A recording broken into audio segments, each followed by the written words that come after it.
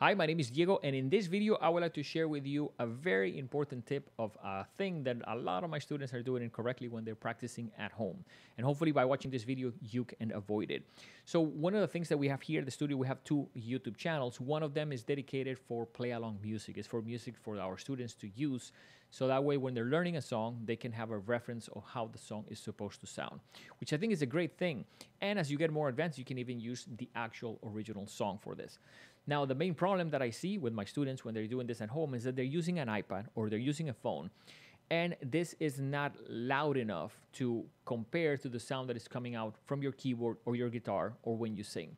So it is very important that when you're using a reference track, the reference needs to be probably a little bit louder than the main thing that you're doing, piano, guitar, voice, etc. So it is very important that you find a way to balance that.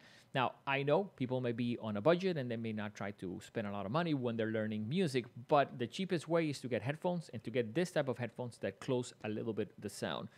I like to do this. I like to put one headphone on my ear and leave the other one without putting it on, just to be able to, let's say if I'm practicing guitar, have the reference of the song and at the same time me playing on top of it to check if I'm doing it right or not. A bonus tip is, of course, use the playback settings of the videos to make sure that they are slower. 0.75 is a great speed. 0.5 tends to almost destroy the sound a little bit, sounds a little bit weird, but definitely take advantage of that feature as well. If you don't have headphones, another option is to get a USB speaker. USB speakers there's a ton of options and they're not super expensive. I use one that is fairly powerful, that is about $100, but at the same time, I think is one of those things that you don't need to be super powerful on the speaker if you lower a little bit of your volume.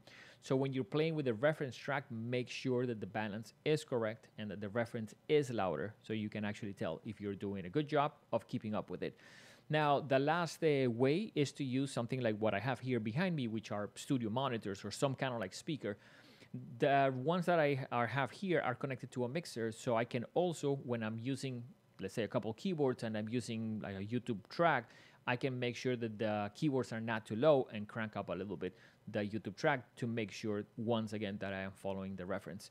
So definitely, we definitely want to encourage everyone to use tracks and play-alongs, because one of the things that you don't want to do is spend weeks and weeks practicing something and then have a teacher tell you, actually, that you're waiting too long here, this note is in the wrong place. Pacing is a huge part of music. To me, music without pacing is not music. And one of the things that you want to do is use the reference fairly quickly. Maybe it's not perfect. Maybe you put it on, you can't keep up.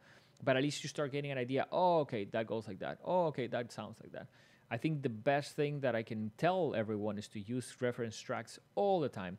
Even if you can't play up with it, but practice it 10, 15 times, then play the song to hear it again. Oh, okay, that's how it goes. Okay, let me try it again. It's a little bit like staying on track, staying like in a bowling alley. You want a ball, keep it in the middle of the lane instead of like getting in the gutters. I think listening to the music is like that thing of getting the ball once again in the middle of the lane. So hopefully this video can help you avoid this mistake that we see all the time. If you would like more information about what we do here at The Hit, definitely check our main website, thehitmusicstudio.com. If you learned something, definitely consider giving us a like, and we'll check you on the next video. Thanks for watching. Take care.